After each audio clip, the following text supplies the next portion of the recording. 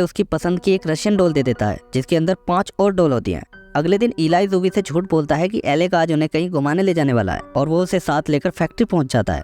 Factory में Alec उन्हें office की डेस्क पर सोता हुआ मिलता है, इसलिए आज वो काम का बहाना भी नहीं बना पाता और उसे उनके साथ जाना ही पड़ता है। लेकिन इलाई अभी तक उन्हें ये नहीं बताता कि वो जा कहाँ रहे हैं। वो ऑनलाइन मैप से देखकर रास्ता बताता रहता है, लेकिन एक जगह पहुंचकर उन्हें एहसास हो जाता है कि वो उन्हें कहीं और नहीं बल्कि लेगोलैंड लेकर आया है, जिसके बारे में कल एलेक ने उसे बताया था।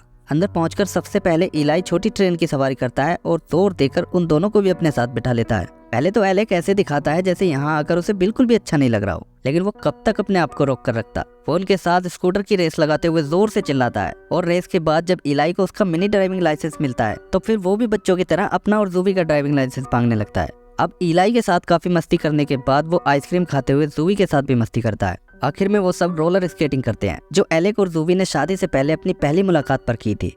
इसके बाद वो घर आ जाते हैं तो इलाई आज एलेक से उसे कहानी सुनाने के लिए कहता है। आज एलेक भी एक अच्छे फादर की तरह उसे बहुत ही दिलचस्पी के साथ कहानी सुनाता है और इसके बाद वो ज़ूवी के पास चला जाता है। इलाई आज उन दोनों को एक दूसरे के इतने करीब देखकर बहुत खुश होता है। अगले दिन सुबह को वो जल्दी उठकर पियानो पर एक धुन बजाने लगता है जो वहीं एक पेपर पर लिखी हुई थी। इस धुन को सुनकर एलेक और ज़ूवी जल्दी से नीचे आते हैं, जैसे उन्हें किसी और के वहाँ होने की उम्मीद हो। इलाई के पूछने पर ज़ूवी कहती है कि ये धुन एलेक उनके बेटे को सिखाया करता था। उनका बेटा? इलाई हैरान होकर उनकी ओर देखने लगता है और आज वो उसे सब कुछ बताने का फैसला कर लेते हैं। ज़ूवी अब एक फोटो एल्बम खोलकर उसे अपने बेटे सैमुअल के बारे में बताने लगती है और कहती है कि आज वो उसके जितना ही बड़ा होता। अपने आंसुओं को रोकने की कोशिश करते हुए वो उसे सैमुअल के पहले फुटबॉल मैच और उसकी फेवरेट आइसक्रीम के बारे में बताती है। वो कहती है कि वो उसका एंजल था, उसकी पूरी दुनिया बसती थी उसमें। बोलते हुए उसकी आवाज़ भारी होने लगती है। इसके बाद वो उसे उस रूम में ले जाती है जिसे वो हमेशा बंद रखती थी। ये सैमुअल का बेडरूम था जो आज भी उन्होंने वैसे का वैसा ही रखा था। इलाई उससे पूछता है कि हुआ क्या था।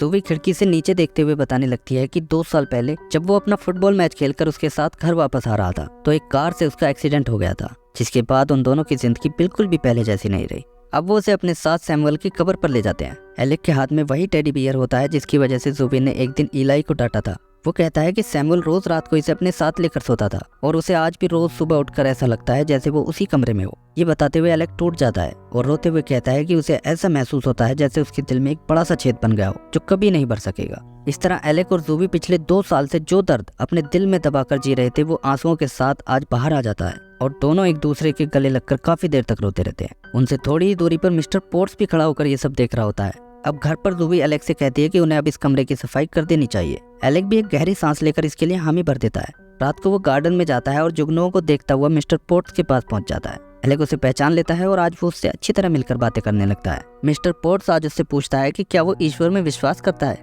एलेक कहता है कि वो उसमें कैसे विश्वास रख सकता है जो जिंदगियों को बर्बाद करता है। पोर्ट्स कहता है कि शायद ये कोई इम्तिहान हो। फिर वो कुछ सोचकर कहता है कि इंसानों की सबसे बड़ी प्रॉब्लम यही है कि वो हमेशा अतीत में जीते हैं और भविष्य की चिंता करते रहते हैं। वो कहता है कि यादों की भी जिंदगी में अपनी जगह होनी चाहिए, लेकिन खुश रहने के लिए अपने वर्तमान से जुड़कर उसी में जिंदगी जीना बहुत जरूरी है। मिस्टर पोर्ट्स की इन बातों का एलेक के ऊपर गहरा असर होता है और अगले दिन नाश्ते की टेबल पर भी वो उसका ही जिक्र करने लगता है। इलाई अपनी रशियन डॉल को खोलते और बंद करते हुए कहता है कि मिस्टर पोर्ट्स एक मिस्ट्री बॉक्स की तरह है जिसके अंदर क्या है किसी को कुछ नहीं पता। अचानक उसकी ये बात सुनकर एलेक की आंखें चमक जाती हैं और वो कहता है कि उसके दिमाग में एक नया आइडिया है।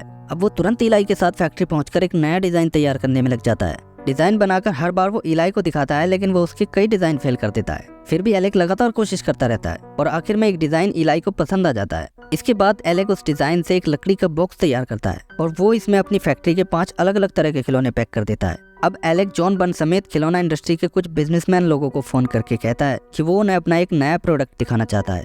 अब वक्त आता है प्रेजेंटेशन का, जिसमें उसका सबसे पुराना वर्कर टॉम भी उसका साथ देने के लिए आ जाता है। लेकिन एलेक अपनी जगह इलाई को प्रेजेंटेशन के लिए अंदर भेजता है और खुद बाहर खड़ा होकर ये सब देखने लगता है। अब एक 7 साल के बच्चे को देखकर सारे बिजनेसमैन हंसने लगते हैं और उन्हें ये कोई मजाक लगता है। लेकिन इलाई पूरे कॉन्फिडेंस के साथ उन्हें बताता है कि वो एलेक के रिप्रेजेंटेटिव के तौर पर यहाँ प्रेजेंटेशन देने आया है। ये कहकर वो उस बॉक्स के ऊपर से पर्दा हटा देता है जिसके ऊपर एक क्वेश्चन मार्क के निशान के साथ मिस्ट्री बॉक्स लिखा होता है। उनमें से सबसे पहले जॉन बर्न उससे पूछता है कि इसके अंदर कौन से खिलौने हैं। इलाई कहता है कि अगर उसने ये बता दिया तो फिर इसे मिस्ट्री बॉक्स कौन कहेगा।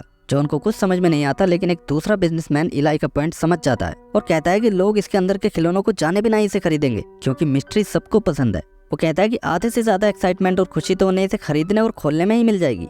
उसकी ये बात सुनकर एक जापानी बिजनेसमैन वहीं पर 20,000 बॉक्स का ऑर्डर दे देता है और फिर एक एक कर सभी अपना अपना ऑर्डर देने लगते हैं। तभी एलेक भी अंदर आ जाता है, जिसे देखकर सभी उसके इस अनोखे काम के लिए उसकी तारीफ करते हैं। एलेक आज बहुत खुश होता है और इस खुशी के मौके को वो अपनी फैमिली के साथ खूब एंजॉय करता है। रात को इलाई के साथ बॉल से खेलते हुए वो उससे कहता है कि अगर वो चाहे तो उसे डैड कहकर बुला सकता है। उसकी ये बात सुनकर इलाई और ज़ूवी दोनों खुश हो जाते हैं। आज आधी रात को फिर से इलाई गार्डन में जाकर मिस्टर पोर्ट्स से मिलता है। पोर्ट्स एलेक की कामयाबी की खबर सुनकर बहुत खुश होता है और फिर वो उसके कान में कुछ कहता है। अगले दिन इलाई के साथ एलेक और ज़ूवी गार्डन में आते हैं और मिस्टर पोर्ट्स को क्रिसमस पर अपने घर आने के लिए इनवाइट करते हैं।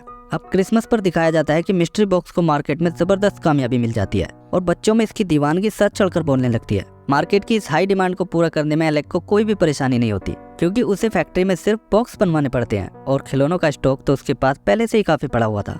रात को मिस्टर पोर्ट्स उनके घर आता है और एलेक के कहने पर आज वो क्लीन शेव करके नहाकर बाथरूम से बाहर निकलता है। अब वो सब साथ में डिनर करते हैं और एक गेम खेलकर काफी मस्ती करते हैं। मिस्टर पोर्ट्स उन्हें इस तरह हंसता खेलता देखकर बहुत खुश होता है। जब वो जाने लगता है तो ज़ूवी उसके हाथ में कुछ पैसे थमा देती है। पोर्ट्स पैसे लेने से मना करता है, लेकिन वो कहती है कि सड़कों पर जिंदगी गुजारने से पहले वो भी तो किसी का प्यारा बेटा रहा होगा और उसकी जगह उसका अपना बेटा भी तो हो सकता था।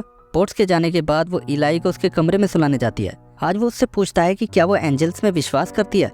ज़ूवी इस बात का कोई खास जवाब नहीं देती, क्योंकि इस वक्त उसके दिमाग में कुछ और ही चल रहा था। वो एलेक के पास जाकर उसे गिफ्ट देती है। एलेक इसे खोलकर देखता है तो ये कुछ और नहीं बल्कि उसका प्रेगनेंसी टेस्ट होता है, जिसकी उन्होंने उम्मीद ही छोड़ दी थी। मतलब वो मां बनने वाली थी। इस खबर से एलेक की खुशी का ठिकाना नहीं रहता और वो ज़ूवी को अपने सीने से लगा लेता है। वो ये खबर इलाई को सुनाना चाहता है, लेकिन ज़ूवी कहती है कि वो सो गया होगा। लेकिन उन्हें इस बात की बिल्कुल भी खबर नहीं थी कि वो ऊपर बैठकर काफी वक्त से उन्हें देख रहा था।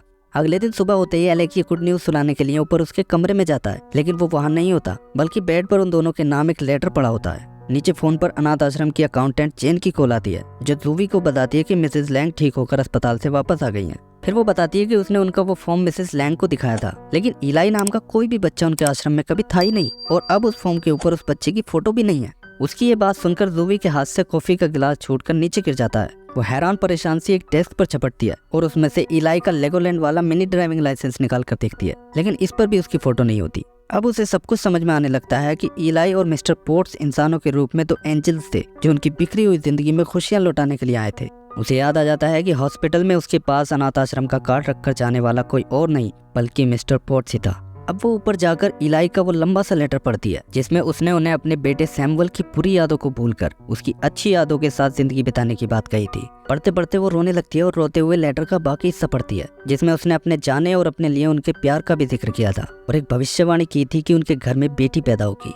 मूवी के आखिर में दिखाया जाता है कि एलेक और ज़ूवी अपनी नन्ही सी बेटी के साथ बहुत खुश होते हैं और एक दिन ज़ूवी को ऐसा महसूस होता है जैसे इलाई उनसे मिलने वापस आया हो, लेकिन उसकी नजर पड़ते ही वो मुस्कुराकर गायब हो जाता है।